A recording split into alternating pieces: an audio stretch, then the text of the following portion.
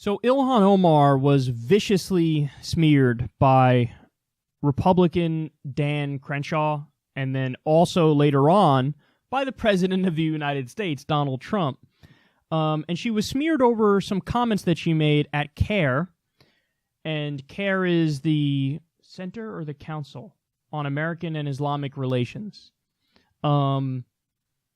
And this is one of those groups where there's just endless xenophobia and bigotry and fear-mongering from the far right, where they try to pretend like this is a Muslim Brotherhood front group or something, when it's just simply not. Like, the whole point of CARE is a bunch of Muslims get together and they try to make it so that the United States of America does not fear them. Like, that's the whole point, is like... And I know some people who are in the organization, and they're wonderful people. Like, the idea that they're, stealth jihadists or something fighting to implement Sharia law. No. It's a group of Muslims that's saying, hey, we're really not that bad. You guys mind accepting us? And I'm not kidding about that. That's what the group is for. So Ilhan Omar gave some comments speaking at a CARE event. You're about to see the full comments, but they took what she said here out of context and ran with an insane attack against her. Take a look. It doesn't matter how good you are. If you one day find yourself in a school where other religions are talked about, but when Islam is mentioned, we are only talking about terrorists. And if you say something, you are sent to the principal's office. So to me, I say raise hell. Make people uncomfortable. Because here's the truth. Here's the truth. Far too long, we have lived with the discomfort of being a second-class citizen. And frankly, I'm tired of it. And every single Muslim in this country should be tired of it.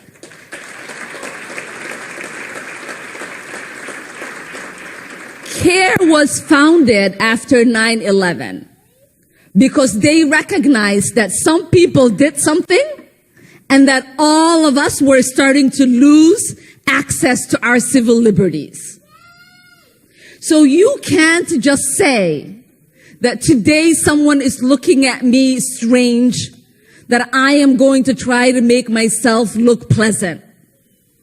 You have to say, this person is looking at me strange. I am not comfortable with it. I am going to go talk to them and ask them why. Because that is a right you have. Okay, so do you get the gist of what she's saying there? It's very straightforward. She's saying 9/11 happened, and then Muslims were looked upon in the United States as, incredibly sketchy. And people started giving you side eyes, and people started being scared when they saw Muslims. And it was viewed as, well, obviously you're either a terrorist or you're a terrorist sympathizer. And that's what led to a giant backlash. And there was an increase in hate crimes. And it was an increase in hate crimes, not just against Muslims, but also against Sikhs. Basically, people with brown skin. That's why it's always such a weird non sequitur point when people say, like, oh, Islam is a religion, so you can't be you can't be racist against a religion. No, the point that people are making is, when they talk about anti-Muslim bigotry, is that in the eyes of, your average American, when they think of Muslims, they think of, people of Middle Eastern descent, Arab, or just really brown people. Like that's what they think of. Now, that's actually not true that that's the biggest contingent of Muslims. In fact, I think, what is it, Indonesia that has the most? I think it's Indonesia, but don't quote me on that. I could be wrong. But that's not what people in the U.S. think when they think of Muslims. Oftentimes, just people of Middle Eastern descent. So the point that she's making is, after 9/11 happened, the Muslim civil liberties of Muslims kind of got stepped on You don't believe me? Go look at the terrorist watch list where they started loading up Muslims on the terrorist watch list. By the way, there's no due process whatsoever to get on that list. You can't get your name off once your name is on it. And they would just go, I don't know, good enough. Guilty enough. So, but furthermore, people would look at Muslims and just be scared and just think, well, they're either terrorists or terrorist sympathizers.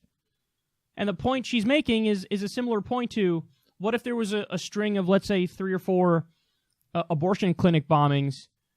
Some people did something there, and then what? Should all Christians be looked at with a side eye? Should there be this default setting of bigotry against Christians in that situation? Because that's not okay. So that's the point she's making.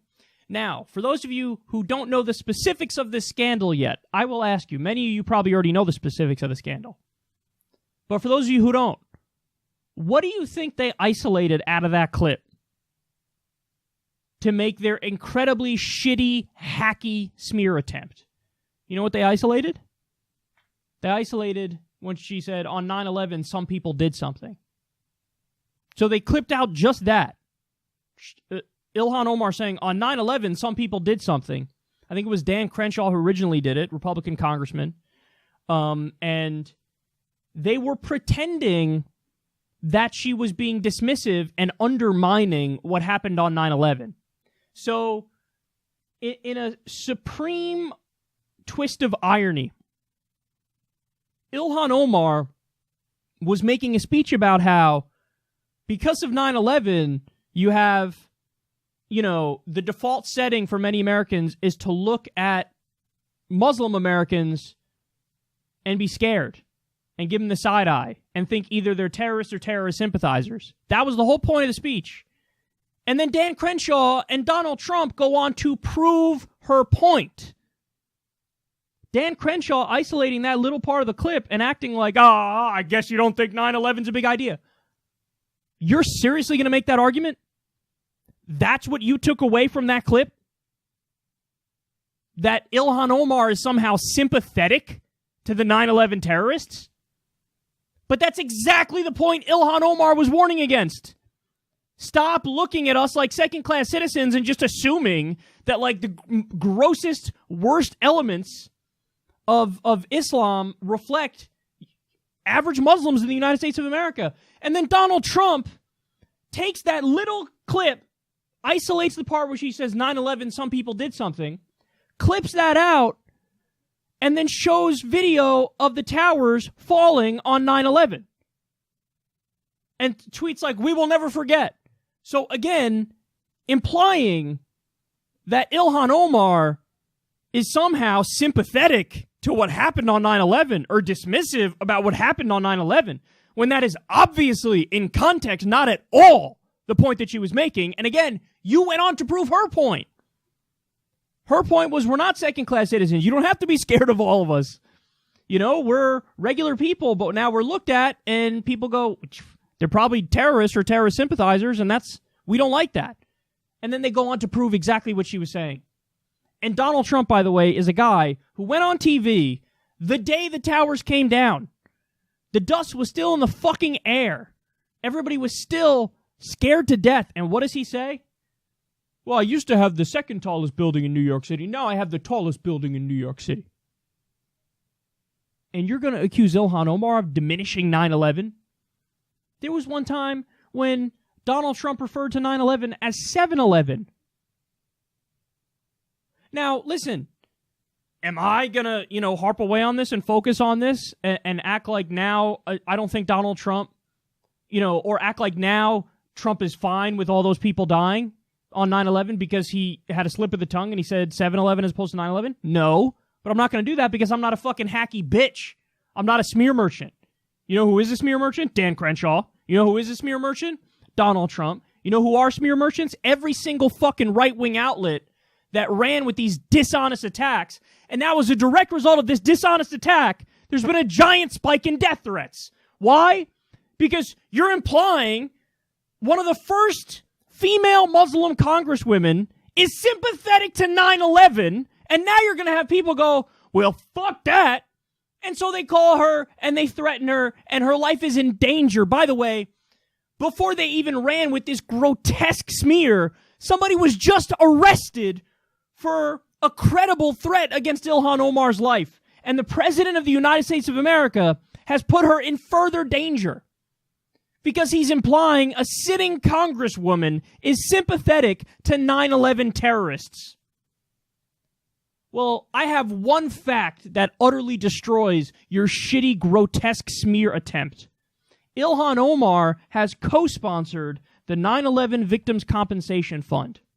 Many of the Republicans who are currently attacking her and acting as if she's sympathetic to 9/11 terrorists, many of those Republicans have not co-sponsored the 9/11 Victims Compensation Fund. So she's there for these people in their time of need. She's there for the victims of 9/11. She wants to give all of them health care. And these people who are politicizing this issue and acting like she's sympathetic to 9/11 terrorists, they're not there for the people who are still victims of what happened on that day. These are not good faith critiques. On purpose, they are taking things out of context to drive home a narrative. And that narrative is insanely dangerous. At a time when we just had the Christchurch shooting in New Zealand, where I don't even know the final number, but dozens of innocent Muslims were killed by a white nationalist, you're going to do a smear campaign in the U.S. where you're implying that one of the first female Muslim congresswomen is sympathetic to 9/11 by taking her words out of context, her comments out of context? It does not get any worse than that. It really doesn't. And congratulations to all the idiots on the Democratic side who fed into the smear campaign like Ilhan Omar is somehow anti-Semitic because she criticized the Israel lobby. So many times Democrats love using McDiversity when they run elections. Us? We're the party of black women and minorities. Yes! We're all about it, baby. We're all about it. Oh, shit. Are the Republicans launching a smear attempt where they're trying to say she's sympathetic to 9/11? New phone, who this? Am I supposed to help defend her? Nancy Pelosi, her first comment on this was, oh, Donald Trump shouldn't invoke the memory of 9/11 to score a cheap political point. That's all you got? That's all you got? And then finally, fucking 2 days later, she said, well, maybe you should delete the tweet.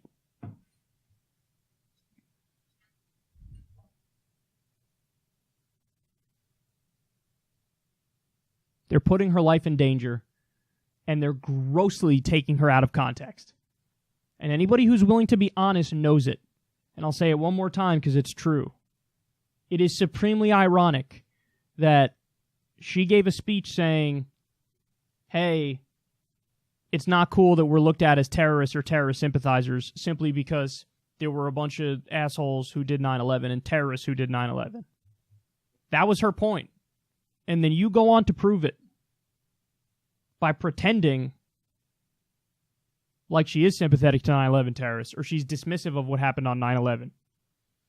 No, Don, you know what I would say? I would argue that the person who's giving Saudi Arabia over $100 billion in a weapons deal, knowing damn well that they're using those weapons to fund Al-Qaeda in Yemen and they're using those weapons to fund jihadists in Syria, I would argue that that guy is dismissive of what happened on 9/11. That's what I would argue.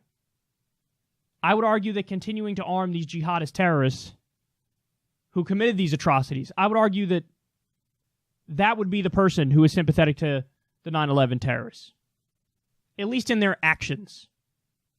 Not necessarily, psychologically. I think they just look at it as, it's business as usual. I think that's how Donald Trump looks at it when he arms Saudi Arabia to the teeth. I think that's how he looks at it. But ultimately, yeah, you are helping those people who commit those atrocities.